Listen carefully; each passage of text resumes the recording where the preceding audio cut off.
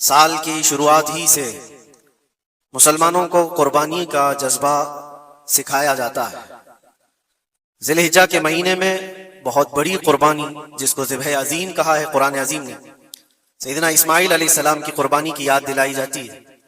اور محرم آتے ہی شرق و غرب، شمال و جنوب، تمام تر مومنین کے درمیان ایک چرچا مشہور ہو جاتا ہے، وہ صبت رسول لخت جگر بطول سیدہ فاطمۃ الزہرا کے آنکھوں کے نور سیدنا امام حسین اعظم رضی اللہ تعالیٰ عنہ کی قربانی کے چرچے ہیں۔ اور میرے عزیزو، صدیاں بیت گئی سیدنا امام حسین کی قربانی کو لے کر، لیکن ذکر اب تک پرانا نہیں ہوا۔ ہر سال مسلمانوں کے درمیان یہ ذکر بڑے زور و شور سے آتا ہے اور بڑے اہتمام کے ساتھ مومنین اس کا سننے کا اہتمام کرتے ہیں۔ میں ایک چیز آپ کو بتاؤں، کبھی کسی نے یہ نہیں کہا کہ ہر سال کربلا کی داستانیں کیوں سناتے ہیں۔ آدمی اگر ایک کہانی سنا ہو تو دوسری مرتبہ سننے کا اس کو دل نہیں کرتا، یا اگر بہت انٹرسٹڈ ہے تو دوسری مرتبہ سن لے گا، تیسری مرتبہ دل نہیں کرتا۔ لیکن مجھے بتاؤ، بچپن سے ہر سال آپ شوق سے سنتے ہیں یا نہیں امام حسین کو؟ اور کبھی مقرر سے یہ نہیں کہتے یا سنانے والے سے یہ نہیں کہتے کہ ہر سال یہی سنایا جا رہا ہے، بلکہ میں یہ کہتا ہوں، ہم اگر ہر سال کربلا کی داستانیں سناتے ہیں تو چلو مان لیا کہ کوئی مولوی صاحب لوگوں نے یہ شروع کر رکھا ہو، لیکن یہ کروڑوں کے عوام کیا پاگل ہے جو ہر سال سننا چاہتے ہیں؟ حقیقت میں بات یہ ہے، میں اس کو ایک فلسفے سے سمجھانا چاہتا ہوں۔ آپ کلمہ کون سا پڑھتے ہیں؟ لا الہ الا اللہ محمد رسول اللہ۔ آپ کے باپ کا کلمہ بھی یہی تھا، آپ کے دادا کا کلمہ بھی یہی تھا، پردادا کا بھی کلمہ یہی تھا، سالوں پہلے بھی جائیں تو صحابہ، تابعین، اولیاء کا کلمہ بھی یہی تھا۔ 14 صدیاں بیت گئی، ہر صدی میں یہی کلمہ، اور آج بھی ہم اس کلمے کو ایک ایک بار نہیں سینکڑوں مرتبہ پڑھتے ہیں، اپنے بچوں کو بھی یہی یاد دلاتے ہیں۔ لیکن کبھی یہ کیوں نہیں کہتے کہ یہ کلمہ بہت پرانا ہے، اسی کو کیوں پڑھا جاتا ہے؟ نیا کلمہ نہیں آئے گا، پرانا ہے، سب کو پتا ہے، لیکن پڑھنے میں کبھی کسی کو اکتاہٹ بھی نہیں آتی۔ کلمہ طیبہ جو پڑھتا ہے اسے اندازہ ہوتا ہوگا، شوق سے اس کا ورد کرتا ہے۔ جہاں پر بھی ذکر کر کے دیکھیں آپ لا الہ الا اللہ محمد الرسول اللہ کا، اکتاہٹ نہیں آتی، بے چینی نہیں ہے، اس میں جدت ہے، اس میں نیاپن ہے۔ یہ کلمہ ہر صدی کا ہے، ہر زمانے کا ہے۔ تو 14 صدیوں سے جب کلمہ پرانا نہیں ہوا تو پھر وہ بات ہمیں یاد آتی، حسین اعظم ہے کون، جس کو اس شعر سے سمجھا گیا ہے، سر داد نہ داد دست در دست یزید، حقا کے بنائے لا الہ است حسین۔ سر دے دیا ہاتھ نہ دیا یزید کے ہاتھ میں، اور حق تو یہ ہے کہ لا الہ کی جڑ کا نام حسین ہے۔ تو لا الہ کی جڑ کا نام، لا الہ کی بنیاد کا نام حسین ہے۔ تو جس طرح کلمہ پرانا نہیں ہوتا، اسی طرح حسین کا تذکرہ بھی کبھی پرانا نہیں ہوتا۔ عزیزان گرامی، محرم الحرام یہ حرمت والے 4 مہینوں میں سے ایک ہے۔ سال کے 12 مہینوں میں اللہ تعالیٰ نے قرآن پاک میں فرمایا 4 مہینے حرمت والے ہیں، رجب، اور پھر یہ ذی القعدہ، ذی الحجہ اور محرم۔ یہ 4 مہینے حرمت والے ہیں، اس میں جنگ و جدال، قتل و قتال سب حرام ہے۔ صرف آپس کی بات نہیں کر رہا میں، کسی دوسرے کے ساتھ بھی جو جنگیں ہوتی تھی اس وقت یہ سب حرام ہو جاتی، سب تلواریں نیچے رکھ لیے جاتے حرمت والے مہینوں۔ لیکن تف ہے، لعنت ہے اس یزیدی فوج پر جس نے حرمت والے مہینے کا بھی خیال نہیں کیا، اور نہ ہی کفار و مشرکین سے ان کا مقابلہ تھا، بلکہ رسول اللہ کے گھر والوں سے مقابلہ تھا، اہل بیت اطہار سے مقابلہ تھا۔ حرمت والے مہینوں کی دھجیاں اڑا دی گئی، کربلا کے اس میدان کو پورا لالا زار کر دیا، اس طرح خون ریز کر دیا گیا، ہر جگہ اہل بیت کے ٹکڑے نظر آتے تھے۔ وہ ایک عظیم سانحہ ہے، ایک عظیم حادثہ ہے جس کو رہتی دنیا تک بھلایا نہیں جا سکتا۔ آج میں تھوڑی باتیں عرض کر کے آپ کے سامنے یہ بات رکھوں گا۔ اللہ کے نبی صلی اللہ تعالیٰ علیہ وسلم نے اس حرمت والے مہینے کی فضیلت بھی بیان فرمائی، اور اس محرم میں حضرت حفصہ رضی اللہ تعالیٰ عنہ جو حضور کی زوجہ ہیں، وہ فرماتی ہیں رسول پاک صلی اللہ تعالیٰ علیہ وسلم 4 عمل زندگی میں کبھی ترک نہیں کرتے تھے، چھوڑتے نہیں تھے۔ وہ کیا ہیں؟ تو آپ فرماتی ہیں ان میں سے ایک عاشورہ کا روزہ حضور کبھی نہیں چھوڑتے تھے۔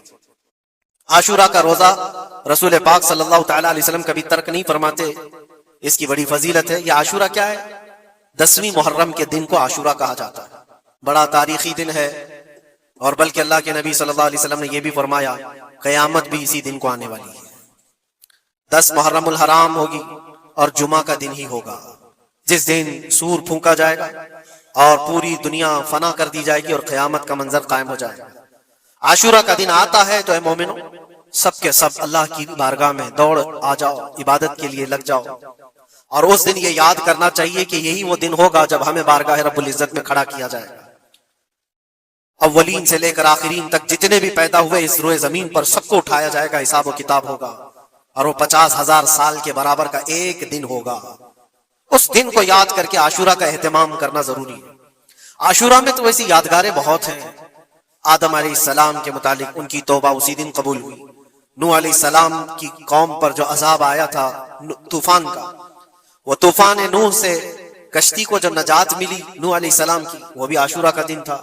سیدنا یونس علیہ السلام کو مچھلی کے پیٹ سے باہر نکالا گیا، وہ بھی عاشورہ کا دن تھا. موسیٰ علیہ السلام کو فرعون سے نجات دی گئی، فرعون غرق ہو گیا، پانی میں ڈبو دیا گیا، وہ بھی عاشورہ کا دن تھا. بہت ساری اس طرح کی تاریخی چیزیں عاشورہ کے دن. لیکن یہ ساری تاریخوں پر ایک تاریخ غالب آ جاتی ہے، وہ رسول اللہ کے نواسے کی قربانی کا دن، اس لیے کہ وہ پوری امت کو ہلا دینے والا حادثہ ہے. نبی آخر الزمان صلی اللہ تعالی علیہ وسلم نے اپنے اس لخت جگر کو، اپنے اس نور نظر کو، جس کے لیے اپنے سجدے لمبے کر دیا کرتے تھے. جانتے ہیں آپ حضور پاک صلی اللہ علیہ وسلم کے ایک بیٹے تھے حضرت ابراہیم، اور یہ اسی زمانے کے ہیں جب حضرت امام حسین بھی پیدا ہوئے تھے، اور حضور کی گود میں آپ کے اپنے بیٹے بھی تھے. حضور صلی اللہ تعالی علیہ وسلم کے وہ ایک ہی بیٹے ہیں جو 6 مہینے تک زندہ رہے. حضور صلی اللہ علیہ وسلم اپنی گود میں بٹھا کر انہیں پیار کر رہے تھے، اور امام حسین کو بھی گود میں رکھے ہوئے تھے. ایک طرف نواسا ہے اور ایک طرف بیٹا ہے. جبرائیل امین نے آ کر کے عرض کیا اللہ کے نبی صلی اللہ علیہ وسلم سے، کہا رب تبارک و تعالیٰ کی منشا یہ ہے کہ ان دونوں میں سے آپ کسی ایک ہی کو رکھ سکتے ہیں. اللہ کے نبی صلی اللہ علیہ وسلم نے امام حسین پر اپنے بیٹے کو قربان کر دیا. کہا ہے جبرائیل حسین کو رہنے دو، اس لیے کہ یہ میری آنکھوں کا بھی نور ہے اور فاطمہ کی آنکھوں کا بھی نور ہے. پھر چند ہی دن کے بعد حضرت ابراہیم کا انتقال ہو گیا. آپ اندازہ کریں جس حسین اعظم کے لیے رسول پاک صلی اللہ علیہ وسلم نے اپنے بیٹے کو قربان کیا، اور مدینے کی گلیوں میں جس کو اپنے کندھوں پر اٹھا کر سوار کرتے تھے، امام حسین حضور کے صلی اللہ تعالی علیہ وسلم کے کندھوں پر سواری کیا کرتے تھے. دوش نبوت جن کی سواری ہو، اندازہ کر سکتا ہے کوئی؟ اس حسین اعظم کے چرچے مدینہ طیبہ میں بچپن میں ہی عام تھے.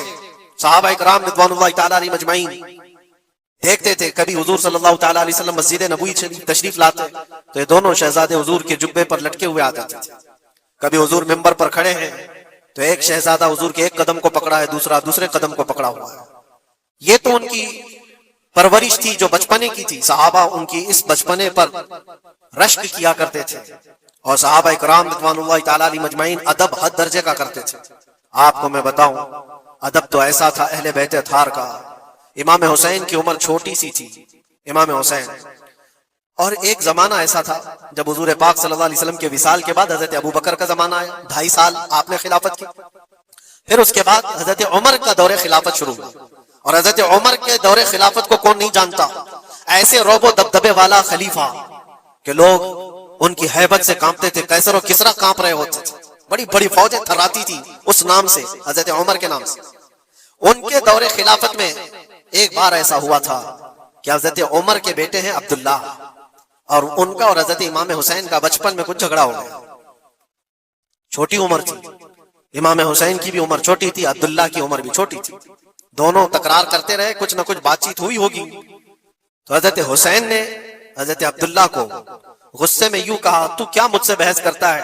تیرا باپ تو میرے نانا کا غلام تھا، خلیفہ وقت ہیں وہ، اور ان کو اس طرح سے کہا تیرا باپ آج جو خلیفہ ہے وہ میرے نانا کا غلام تھا. حضرت عبداللہ کو یہ بات لگی، کہا میں یہ شکایت امیر المومنین سے کروں گا. وہ دوڑ کر کے آئے، خلیفہ وقت ہے جس کے سامنے کھڑے ہونے کے لیے اچھے اچھے کانپ جاتے تھے. بیٹے نے آ کر کے کہا حضرت عمر فاروق سے کہ ابا آج میری حسین سے تکرار ہوئی، اور جھگڑے میں انہوں نے مجھے یوں تانا مارا کہ تیرا باپ میرے نانا کا غلام تھا. حضرت عمر اتر آئے کرسی سے اور کہا کیا حسین نے ایسا کہا؟ کہا بالکل ایسا ہی کہا. تو حضرت عبداللہ کہتے ہیں ابا کا جلال دیکھ کر کے میں سمجھ گیا کہ حسین کو سزا ملے گی. کہا جاؤ حسین کو بلا لاؤ، حسین کو بلا لاؤ. انہوں نے یہ کہا ہے، میں سننا چاہتا ہوں۔ حضرت عبداللہ دوڑے ہوئے گئے، چند اور لوگ بھی ساتھ میں آ گئے کہ حسین کی پیشی ہو گئی ہے خلیفہ وقت کے دربار میں، امیر المومنین عمر ابن خطاب نے طلب کیا ہے۔ حضرت حسین آئے اور وہ شہزادے کے اندر جو رعب و دبدبہ ہے، جلال ہے، جمال ہے، وہ بچپنے سے قائم ہے۔ رسول اللہ صلی اللہ علیہ وسلم کا لعاب پاک جس نے پیا، خلیفہ وقت کے سامنے آ کر کھڑے ہوئے۔ حضرت عمر نے پوچھا، حسین میرے بیٹے کو کیا آپ نے ایسا کہا ہے کہ تیرا باپ میرے نانا کا غلام تھا؟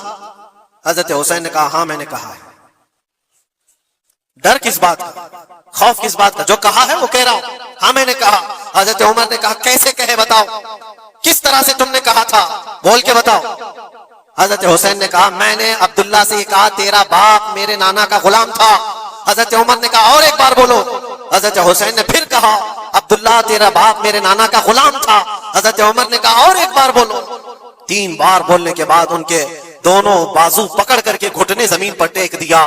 حضرت امیر المومنین کہتے ہیں، میری بخشش کے لیے تمہارے جملے ہی کافی ہو گئے، آپ نے جو مجھے سند دی ہے، اے حسین بس یہ جملہ کل قیامت کے دن بھی کہہ دینا، جب میرا حساب ہو رہا ہو تو اتنا کہہ دینا، عبداللہ کا باپ عمر میرے نانا کا غلام تھا۔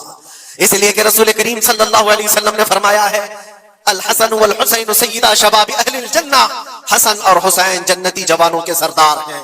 یہ جسے اجازت دے دیں وہ جنت میں چلا جائے گا، جسے یہ کہہ دیں وہ کہ یہ میرے نانا کا غلام ہے۔ مجھے بتاؤ میرے عزیزو، اس حسین اعظم کی بات میں کر رہا ہوں، وقت کا بارعب خلیفہ امیر المومنین عمر ابن خطاب، جن کے سامنے گھٹنے ٹیک کر کے بیٹھے اور کہے یہ جملہ دوبارہ کہو، ان کا مقام کیا ہو سکتا؟ حد درجے کا ادب صحابہ اکرام کے اندر تھا۔ اور ایک مرتبہ ایسا بھی ہوا تھا، حضرت عمر ممبر پر کھڑے تھے، حضرت امام حسین اپنے گھر سے دوڑتے ہوئے آئے۔ یہ وہ منظر تھا جب انہوں نے اپنے نانا کو ممبر پر خطبہ دیتے ہوئے سنا ہے۔ زمانہ انہوں نے آنکھیں کھولی ہیں حضور کی گود میں، بچپنا پایا ہے رسول اللہ کے گھر میں، اور دیکھا ہے سب سے پہلے خطبہ دیتے ہوئے تو اپنے نانا کو دیکھا تھا، لیکن جب رسول کریم صلی اللہ علیہ وسلم کی وفات ہو گئی تو پورا اندھیرا سا چھایا ہوا تھا۔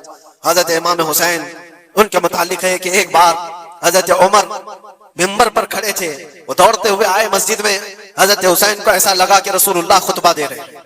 وہ یادیں کہاں سے جاتی جو رسول اللہ کو خطبہ دیتے ہوئے دیکھا تھا۔ دوڑتے ہوئے آئے، دیکھا عمر فاروق خطبہ دے رہے ہیں، تو چیخ کر کے کہا کہ آپ میرے نانا کے ممبر سے اتر جاؤ، یہ میرے باپ کا ممبر ہے، اپنے باپ کے ممبر پر جاؤ، تمہارے باپ کے ممبر پر جاؤ۔ حضرت عمر اتر گئے، یہ نہیں کہ خطبہ قائم رکھا، فوراً اترا ہے اور شہزادے کو پکڑ کر کے رونے لگ گئے۔ سچ کہا ہے حسین، یہ ممبر تو تمہارے گھر کا ہی ہے، یہ ممبر تمہارے باپ کا ہے، تمہارے نانا کا ہے، اور انہوں نے یہ عزت بخشی ہے ہمیں کہ ہم اس ممبر پر کھڑے ہوتے ہیں۔ اگر آپ اجازت دیں تو میں خطبہ دوں، ورنہ میں یہی بیٹھا ہوں۔ یہ مقام تھا امام حسین کا، بچپنے کی بات کر رہا ہوں۔ پھر انہوں نے کہا آپ خطبہ دیں، حضرت عمر خطبہ دینے لگے۔ عزیزان گرامی، رسول کریم صلی اللہ تعالیٰ علیہ وسلم کے اس عظیم خانوادے کی بات کر رہا ہوں۔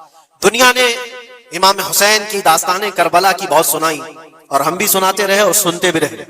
وہ تو آخری وقت کی قربانیاں ہیں، جب آپ کی زندگی پاک تمام ہونے کو آئی اس وقت تو کربلا میں پہنچے، لیکن آپ کی ابتدائی زندگی اور آپ کی جوانی، یہ سب معاملات ہر نوجوان کے سامنے ہونا چاہیے۔ اگر نوجوان آج ہمارا یہ کہتا ہے کہ میرا آئیڈیل حسین ہے، تو اس کو حسین کی زندگی پڑھنا چاہیے۔ اگر وہ پڑھے گا تو یزیدیوں کی طرح جینا چھوڑ دے گا، جینے کا طریقہ یزیدیوں کی طرح اور نعرے حسین کے ہوں تو یہ زمین و آسمان کا فرق ہے میرے عزیزوں۔ سیدنا امام حسین رضی اللہ تعالیٰ عنہ کے گھرانے کی بات میں آپ کو کہوں، ایک بار حضور پاک صلی اللہ تعالیٰ علیہ وسلم حضرت فاطمہ کے گھر تشریف لائے تھے۔ یہ کون سا وقت تھا میں آپ کو بتاؤں، بچے دونوں بیمار تھے، امام حسن اور امام حسین۔ تو حضرت فاطمہ نے منت کر لی تھی کہ اگر یہ بچے صحت یاب ہو جائیں تو 3 روزے رکھیں گے۔ حضرت علی نے بھی منت کر لی، تو اس کے بعد بچے صحت یاب ہو گئے تو روزے رکھے۔ حضرت علی رضی اللہ تعالیٰ عنہ، داماد رسول، اسد اللہ الغالب، شیر خدا جن کو کہتے ہیں، فاتح خیبر شکن اور فاتح خیبر، سیدنا علی بن ابی طالب رضی اللہ تعالیٰ عنہ ایک کھجوروں کے باغیچے میں کام کیا کرتے تھے، اور مزدوری میں صرف 2 درہم آپ کو ملتے تھے۔ وہ 2 درہم ایسے کہ اس سے مدینے میں اتنا آٹا ملتا تھا جس سے 5 روٹیاں بن سکتی تھی۔ یہ دن کی مزدوری تھی ان کی، دن بھر کام کر کے آتے، روزہ رکھ کر کے گئے تھے، کام کر کے 2 درہم مزدوری میں لے آئے، اور اس کے بعد آٹا خرید کر لائے اور کہا فاطمہ روٹیاں بنا لو۔ 5 لوگ تھے گھر میں، حضرت فاطمہ، حضرت علی اور آپ کی ایک کنیز فضہ اور حضرت حسن اور حسین رضی اللہ تعالیٰ عنہ، 5 روٹیاں بنی تھی اور شام میں افطار کے لیے بیٹھے تھے تو عین افطار کے وقت ایک مسکین دروازے پر آتا ہے وہ کہتا ہے یہ اہل بیت کا گھرانہ ہے، میں بہت بھوکا ہوں، کیا مجھے کچھ کھلایا جا سکتا ہے؟ حضرت فاطمہ نے 5 روٹیاں اٹھا کر اس کی جھولی میں ڈال دی، ایک بھی نہیں رکھا، اور پانی پی کر افطار کر لیا۔ کیا یہ کر سکتا ہے ہم میں سے کوئی؟ افطاری کے وقت ہمارے سامنے رکھا ہوا سامان ادھر سے ادھر ہونے نہیں دیتے، کوئی تمہارا شربت تھوڑا سا اٹھا لے تو دیکھو پارا کتنا چڑھ جاتا ہے۔ افطاری کے وقت تو سب کو بھوک شدت کی لگی رہتی، اور اس وقت گھر میں جو موجود ہے وہ اٹھا کے دے دینا۔ مسکین تو لے کر چلا گیا اور یہ پانی سے افطار کر کے رہ گئے، رات کو اسی پانی سے سحری بھی، دوسرا روزہ تھا۔ حضرت علی مزدوری پر گئے، پھر وہی مزدوری اور آٹا لائے، 5 روٹیاں بنی، اور افطار میں بیٹھے تھے کہ ایک یتیم بچہ آ گیا جس کے ماں باپ نہیں تھے۔ اس نے آواز لگانی شروع کی کہ میرا کوئی نہیں ہے، میرا آسرا نہیں ہے، میرا باپ نہیں ہے، میں یتیم ہوں، کیا مجھے اس گھر سے کھلایا جا سکتا ہے؟ آج حضرت فاطمہ نے وہ 5 روٹیاں اٹھائی، اس کی جھولی میں ڈال دی، کہا صبر کر لو، ہم پانی پی لیں گے۔ پانی پی کر دوسرا دن افطار کر لیا انہوں نے، اور اس دن اسی طرح سے سحری کیے، اور تیسرا روزہ تھا۔ کون رکھ سکتا ہے میرے عزیزوں؟ ایک روزہ ہی لوگوں کے لیے کتنا بھاری ہوتا ہے، تیسرا روزہ تھا بغیر کسی چیز کے کھائے ہوئے، اور تیسرے روزے کے بعد پھر مزدوری کی حضرت علی نے، پھر اتنی مزدوری سے آٹا خرید لائے، 5 روٹیاں بنی، اور آج ان کے کھانے کا وقت تھا، افطاری کرنے ہی والے تھے۔ جیل سے چھوٹا ہوا ایک قیدی ان کے گھر کے پاس آیا، قیدی تھا جو برسوں سے جیل کی سزا کاٹ رہا تھا، اچانک آیا اور کہا میں بہت بھوکا ہوں، میرے پاس کوئی اسباب نہیں، کھانے پینے کا کوئی سامان نہیں، اور میں نے اس گھرانے کی بڑی تعریف سنی ہے، یہ اہل بیت کا گھرانہ ہے، کیا مجھے کھلایا جا سکتا ہے؟ یقیناً وہ لجپال گھرانہ ہے، وہ سخی گھرانہ ہے۔ آج بھی 5 روٹیاں اٹھائی اور ڈال دی، اور حالت یہ ہو گئی تھی کہ سب کا پیٹ پیٹ سے لگ گیا تھا اور آواز نہیں نکل رہی تھی کسی کی۔ تیسرا دن گزرا تھا اور اس وقت سب حسنین کریمین طاق میں دبکے ہوئے اندر بیٹھے ہوئے تھے، حضرت علی جھکے ہوئے تھے، حضرت فاطمہ بھی وہ سجدے میں تھی۔ رسول کریم صلی اللہ تعالیٰ علیہ وسلم اس حالت میں اس گھرانے میں تشریف لاتے اور آئے، آواز دیا تو آواز کسی کی نکل نہیں رہی، سناٹا ہے گھر میں۔ دیکھا تو حسنین کریمین جسم پورا لاغر دکھ رہا ہے، دیوار سے دبکے ہوئے بیٹھے ہیں، حضرت فاطمہ الگ، حضرت علی الگ۔ یہ کیا منظر ہے؟ یہ اہل بیت وہ ہیں جو فاقہ کرتے تھے لیکن شکایت کسی کے پاس کرتے نہیں تھے۔ یہ نہیں کہ ہمارے گھر میں کچھ نہیں ہے، کبھی نہیں کہا، اسی طرح بیٹھے رہے۔ اللہ کے نبی صلی اللہ علیہ وسلم پوچھ رہے تھے تمہیں کیا ہو گیا؟ اسی اسنا میں ان کا جواب آنے سے پہلے جبرائیل امین آیت لے کر کے آ گئے، آیت لے کر کے آ گئے۔ قرآن پاک کی آیت سورہ دہر میں آج بھی موجود ہے۔ اللہ تعالیٰ فرماتا ہے وَيُطْعِمُونَ الطَّعَامَ عَلَى حُبِّهِ مِسْكِينًا وَيَتِيمًا وَأَسِيرًا۔ اے رسول پاک، یہ وہ گھرانہ ہے جو اللہ کی محبت میں کبھی مسکین کو کھلاتا ہے، کبھی یتیم کو کھلاتا ہے، اور کبھی قیدیوں کو کھلاتا ہے۔ اور حضور کو حضرت جبرائیل نے بشارت دی، نہ وہ مسکین گھر پہ آیا تھا، نہ یتیم گھر پہ آیا تھا، نہ قیدی گھر پہ آیا تھا، وہ تو اللہ کا فرشتہ تھا جو اہل بیت کا امتحان لے رہا تھا۔ اور یہ اہل بیت کا گھرانہ امتحان میں مکمل کامیاب ہے، اور ان کے کھانے کے لیے اللہ تعالیٰ جنت سے خانے نعمت اتار رہا ہے۔ یہ وہ گھرانہ تھا۔ کیا اس صبر کو آپ دیکھ سکتے ہیں بچپن میں جہاں اتنا صبر سکھایا گیا ہو؟ بچوں نے یہ الجھ کر کے کہا کہ ماں کیوں دے رہی ہو روٹیاں، ہمارے لیے بھی تو کچھ رکھو۔ یہ وہ آداب تھے، یہ وہ پرورش تھی جو کربلا کے میدان میں ان کو جبل استقامت بنایا ہوا تھا۔ ٹس سے مس نہیں ہوتے تھے، یہ اچانک آئی ہوئی پرورش نہیں تھی، اچانک ملی ہوئی تربیت نہیں تھی، ان کی گٹھی میں گھول کر کے پلائی گئی ہوئی تربیت تھی۔ حسنین کریمین کو یہ صبر و استقامت ان کی ماں اور ان کے باپ نے اس وقت سے دیا ہے جب ابھی وہ شعور کی آنکھیں کھول رہے تھے۔ عزیزان گرامی وقار، استقامت کس کو کہتے ہیں؟ یہی ایک جملہ، ایک لفظ یاد کر لو، بس کافی ہے۔ آج میرا میسج اتنا ہی ہے۔ استقامت ہے صرف اور صرف ظلم سہ کر کے مر جانا، یہ کوئی کمال کی بات ہے۔ ظالم کے سامنے ڈٹے رہنا اور حق بات کا اعلان کرنا، یہ استقامت ہے۔ اور یہ ساری کرامتوں سے بڑھ کر کے ہے۔ ساری کرامتیں، جو بھی ولی کرامت دکھاتا ہے وہ نبوت کا پرتو ہوتا ہے، معجزے کا پرتو ہوتا ہے۔ نبی معجزہ دکھاتے ہیں۔ معجزہ کیا ہے؟ ایسا کام جو عام انسان نہیں کر سکتا۔ جیسے حضرت موسیٰ علیہ السلام نے اپنے لکڑی کو زمین پر ڈالا تو وہ سانپ بن گیا، اژدھا بن گیا۔ حضرت عیسیٰ علیہ السلام مٹی کے پرندے کو پھونک مارتے تھے تو وہ اڑ جاتا تھا، یہ معجزہ ہے۔ اور ولی سے جو کام صادر ہوتا ہے ایسا جو عام انسان نہیں کر سکتا، اس کو کیا کہتے ہیں؟ کرامت۔ ولی سے کرامت ثابت ہوتی ہے.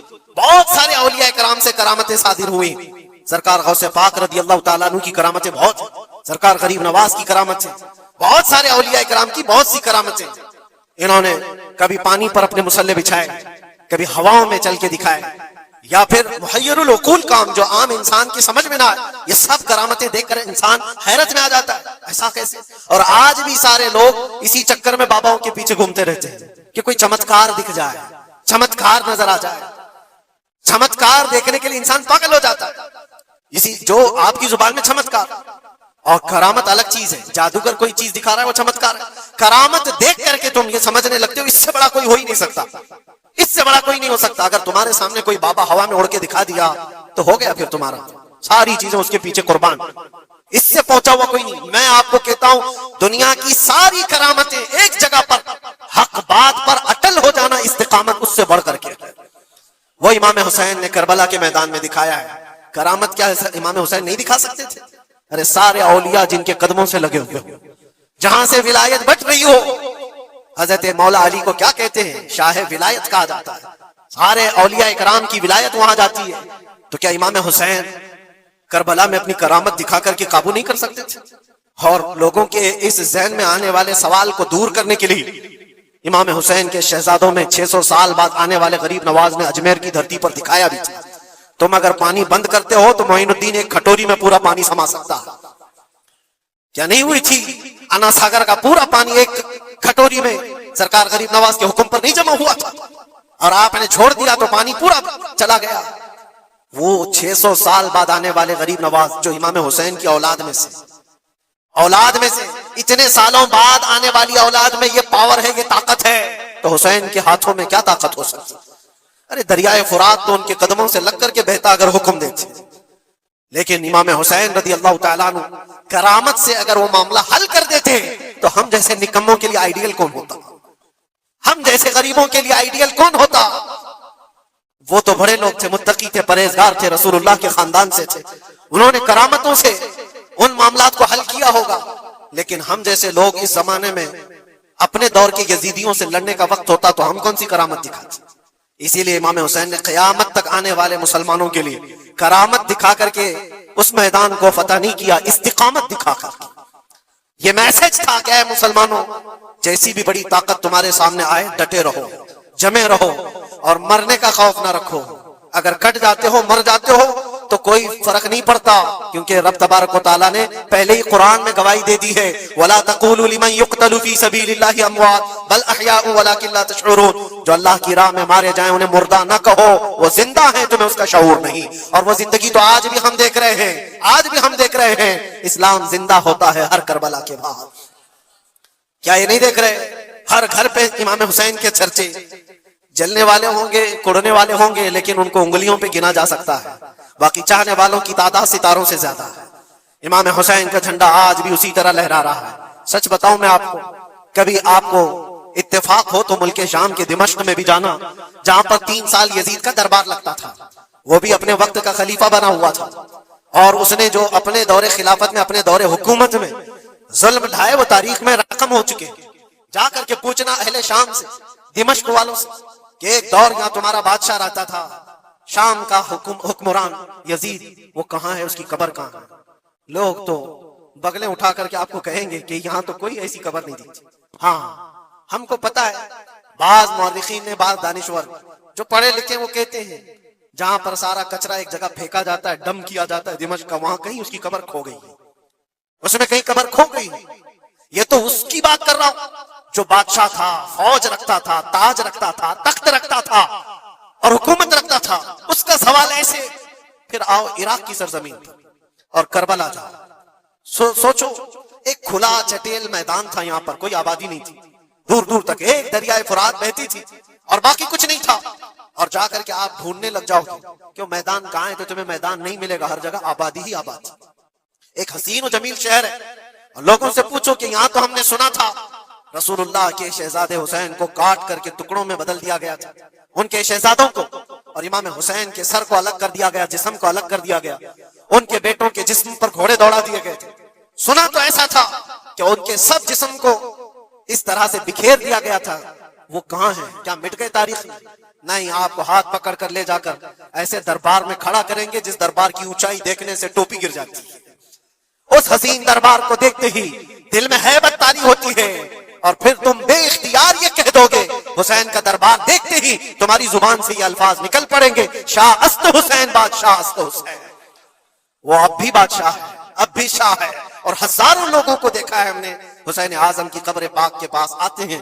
میں پوچھا تھا ایک بڑے بزرگ سے، چٹیاں وہاں پر بہت اندر رہتی ہیں، بہت سارے لوگ اپنے پیسے بھی ڈالتے ہیں، نذرانے بھی پیش کرتے ہیں، بہت ساری چٹیاں ہوتی ہیں۔ میں نے پوچھا چٹیاں کیا ہیں؟ کہا برسوں سے رواج ہے، جب کسی کا کوئی مسئلہ حل نہیں ہوتا تو وہ پورا چٹی میں اپنا لکھ کر کے لاتا ہے اور امام حسین کے پاس پیش کرتا ہے، اس لیے کہ اس کا وجدان یہ کہتا ہے ہم رعایا ہیں اور وہ بادشاہ ہے، بادشاہ کے سامنے اگر شکایت نہ کی جائے تو پھر کس کے سامنے کی جائے؟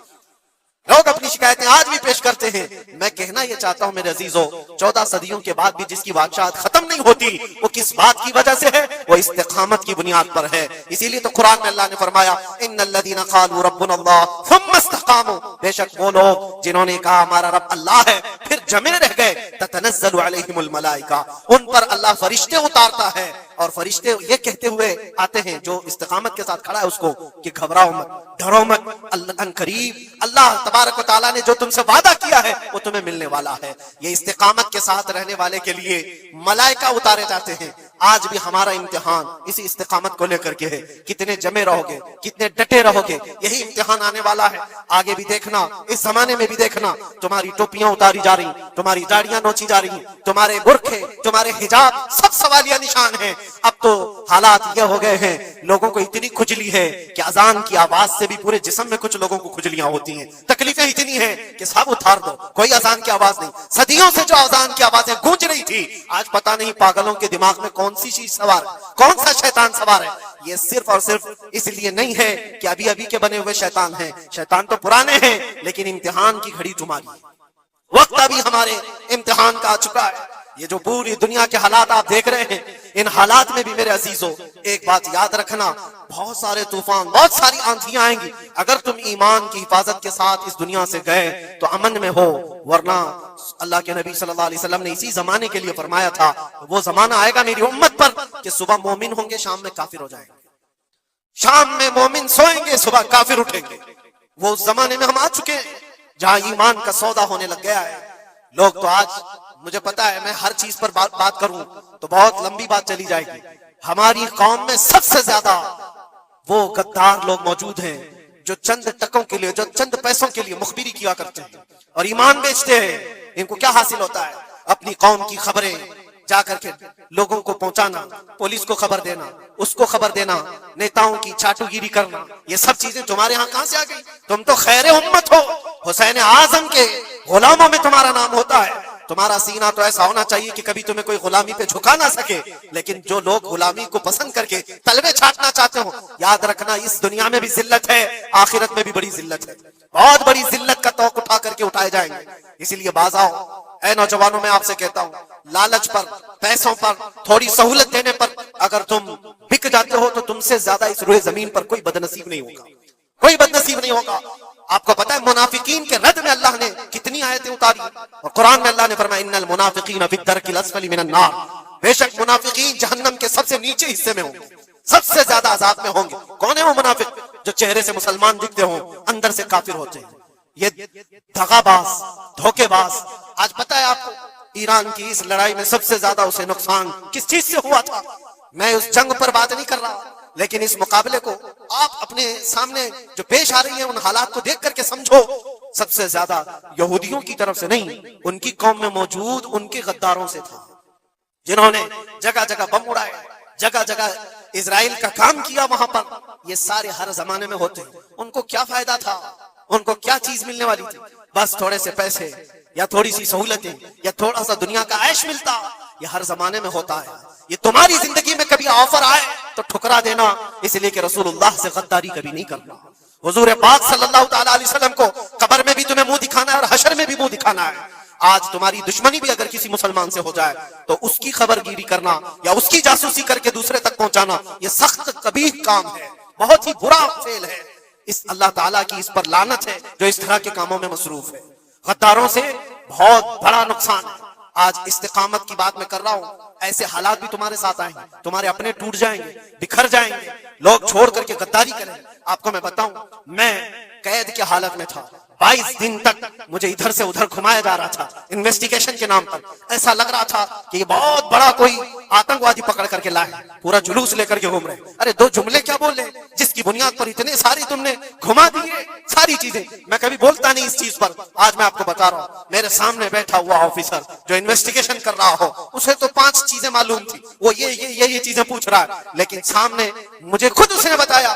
تھوڑی دیر کے بعد میسج آتا ہے، پھر میسج آتا ہے، پھر میسج آتا ہے، اور وہ ہنس رہا ہے اور کہہ رہا ہے مفتی صاحب یہ دیکھو آپ کے فلاں حضرت نے میسج دیا، آپ کی اس تقریر کی کلپ ان کو بھیجی ہے، یہ بھی پوچھو ان سے، یہ بھی پوچھو ان سے۔ مجھے سب پتا ہے، میں کبھی اس چیز کو اظہار میں نہیں لاؤں گا، لیکن اس کا انصاف اللہ کی بارگاہ میں ہوگا، اللہ کی بارگاہ میں فیصلہ ہوگا، اور جب رسول اللہ کے دربار میں ہم کھڑے ہوں گے تو دیکھنا ہم کس کے ساتھ ہوں گے اور تم کس کے ساتھ کھڑے رہو گے۔ دیکھنا اس بات کو، ایک بندہ رسول اللہ کی عزت کے لیے کفار و مشرکین کے نرغے میں بیٹھا ہو اور تم اپنی روٹیاں سیکنے کے لیے اس کے سامنے ہماری جاسوسی کرتے ہو اور اس سے کہتے ہو کسی حالت میں چھوڑنا مت، کسی حالت میں چھوڑنا مت۔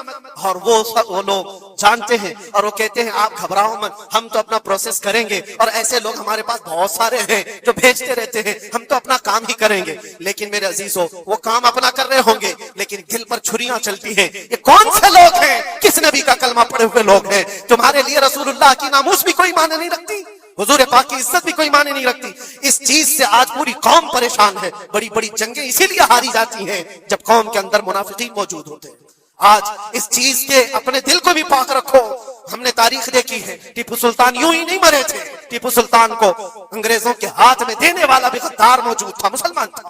یہ ساری غداریاں آج جو آئی، کتنے تو ایسے ہیں پہلے ہی سے جا کر کے کہہ دے مسجد میں یہ ہو رہا ہے، مسجد میں یہ ہو رہا ہے۔ یاد رکھنا قیامت کے دن تمہارے چہرے کالے ہوں گے، اللہ کی بارگاہ میں پکڑے جاؤ گے۔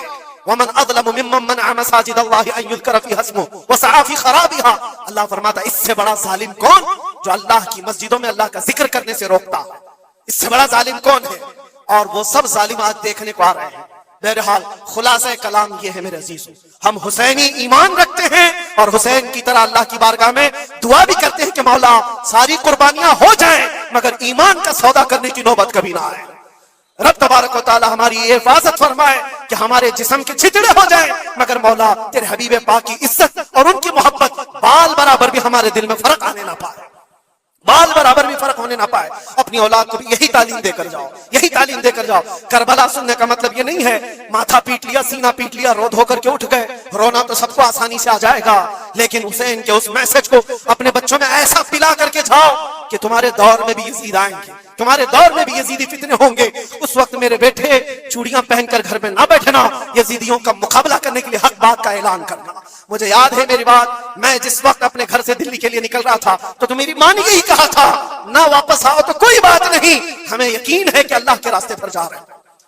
اللہ تبارک و تعالی اس استقامت کو ہر گھر میں عطا فرمائے، حسین اعظم کا جذبہ اللہ تعالی ہماری اولاد میں عطا فرمائے۔